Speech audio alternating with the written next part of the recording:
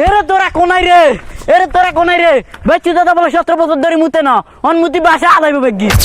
আরে তোরা কে কোনাই রে, বাচ্চু মেলা 17 বছর ধরে মুতে না, অন বলে মুতি বাসা আলাইবো। এরে তোরা কোনাই রে, বাচ্চু ভাই 17 বছর ধরে মুতে না, অন বলে মুতি বাসা আলাইবো। এরে তোরা কোন রে বাচ্চু ভাই বলে 17 বছর মধ্যে না বলে সব বুতি ভাষা আলাইবো।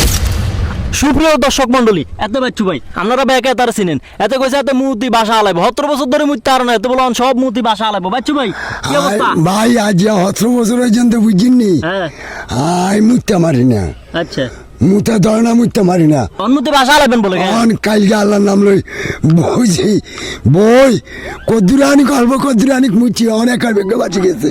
বাচ্চু ভাই হ্যাঁ। আমি গতকাল এমনি যাতে দেখলাম এটা শুকনা, এই পুরার পুকুরটা শুকনা, এটা পুকুরটা কি আপনি পুরেছেন মুতি নাকি? আর কালিয়া রাতের 12টা বাজে মুতে ধরছি, এত মুতে বইছি ঘরে।